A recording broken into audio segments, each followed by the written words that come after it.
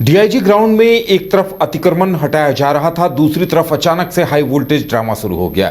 High voltage drama शुरू होने की वजह निशा भगत का वहां पहुंचना रहा।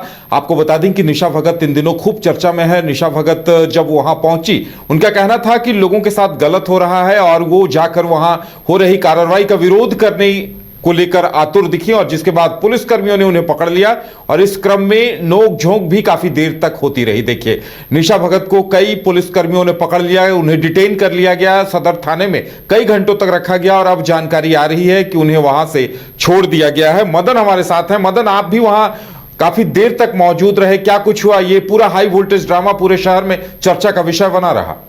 बिल्कुल, देखिए, पिछले कई दिनों से लोगों की निगाहें रिम्स इलाके पर है। रिम्स की वो ज़मीनें जो रिम्स के अधिग्रहण में है, लेकिन उसमें अब ये कहा जा रहा है कि लोगों ने अवैध तरीके से घर का निर्माण कराया।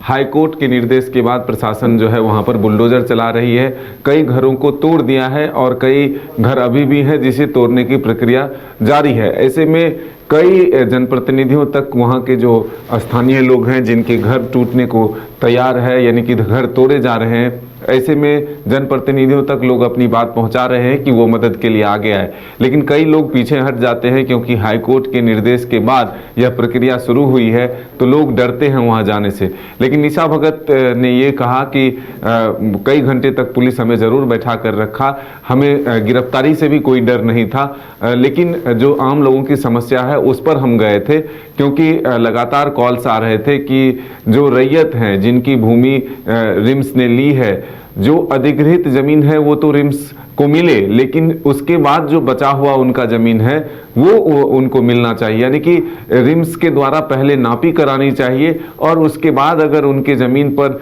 अधिग्रहण हुआ है तो फिर वो हटाए जाने चाहिए। हाईकोर्ट के आदेश पर निशा भगत ने कहा कि हम सम्मान करते हैं, हाईकोर्ट का आदेश हम सभी को मानना चाहिए, लेकिन हाईकोर्ट के फैसले ये हैं कि जो रिम्स के अधिग्रहित ज़मीन है उन्हें खाली कराना है, लेकिन जो रैयत है वो कह रहे हैं कि जो ज़मीन हमारे पूर्वजों ने रिम्स को दिया उसके बाद जो बचे हुए ज़मीन है वो हमारे हैं, लेकिन उसके नाम पर सारे ज़मीनों पर कब्जा कर लिया जाएगा, ये कतई बर्दाश्त नहीं होगा। और इसलिए निशा भगत जब आज वहां पहुंची तो सीओ जो वहां मौजूद थे या मजिस्ट्रेट मौजूद थे, उनसे वो कागजात की मांग की कि आखिर आपको आदेश क्या है, वो हमें लेटर दिखाएं और फिर आप कार्रवाई करें। इसी को लेकर के प्रशासन और निशा भगत के बीच जो है नोकझोंक की स्थिति बनी और फिर पुलिस ने डिटेन किया। कई घंटे तक थाने में, सदर थाने की पुलिस ने उन्हें बैठाए रखा, लेकिन एक बॉन्ड भरवाकर उन्हें छोड़ दिया गया और ये कहा गया है कि 26 तारीख को फिर से उन्हें हाजिर होना होगा, थाने में पूछताछ होगी। तो अब देखना होगा कि प्रशासन ने क्या कुछ देखकर, क्या सोचकर निशा भगत और जो दो महिलाएं उनके साथ थी उनको फिलहाल छोड़ दिया है। लेकिन निशा भगत ये कहती हुई गई है कि हम आवाज़ अभी भी उठाएंगे, कानूनी रूप से आवाज़ उठाना हो या फिर प्रशासनिक रूप से उठाना हो, लेकिन जो समस्याएं मूल हैं रिम्स के अधिग्रहित ज़मीन को हम भी नहीं कहते कि लोग कोई कब्जा करे, लेकिन जो अधिग्रहित ज़मीन नहीं है, जो रैयतों की ज़मीन है, उसे खाली कराना या फिर उस पर कब्जा करना ये कहीं से जायज नहीं है। बिल्कुल मदन, देखिए, ये कहीं न कहीं एक मुद्दा तो सामने आ ही रहा है कि क्या वाकई में वहां रैयतों की भी जमीन है। अब इस पूरे मामले की जांच भी होनी चाहिए। और देखिए, चूंकि इस तरह की जब भी कोई कार्रवाई होती है तो कई नेता वहां अपना चेहरा चमकाने के लिए पहुंचते हैं, लेकिन यहां इस प्रकरण में कोई नेता नहीं पहुंचा। लेकिन निशा भगत अगर जाकर कह रही है कि वो कानूनी लड़ाई या फिर कानूनी तरीके से भी अपनी बात रखेंगी, तो ये कहीं न कहीं ऐसे नेताओं के लिए भी एक सवाल है। बिल्कुल, देखिए, कई नाम आए थे, कल भी चंपई सोरेन जी का नाम आया था कि वो वहाँ पहुँचने वाले हैं। वहाँ के जो स्थानीय लोग हैं जिनके घर टूट रहे हैं, उन्होंने बताया था कि अब से थोड़ी देर बाद जो है चंपई सोरेन पहुँचेंगे। और भी कई नेता इसको लेकर के मीडिया में अपनी बात रख रहे हैं, लेकिन जगह तक नहीं पहुँचते हैं, उस ज़मीन तक नहीं पहुँचते हैं।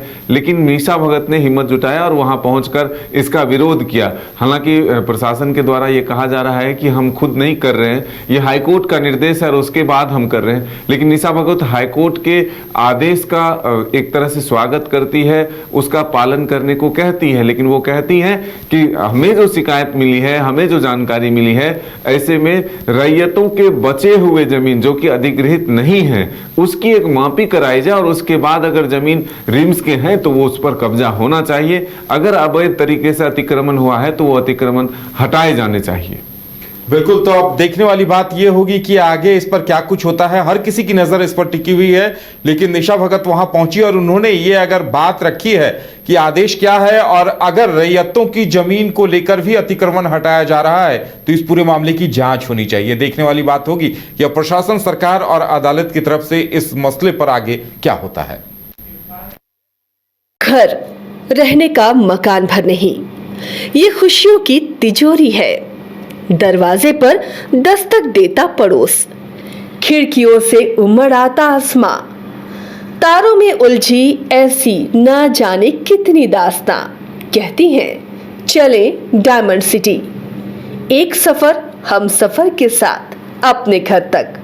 Diamond city, life long bonding, 500 से ज्यादा खुशहाल डायमंड परिवार। जल्दी करें, सिर्फ 200 फ्लैट बाकी। आज ही बुक करें अपना आशियाना।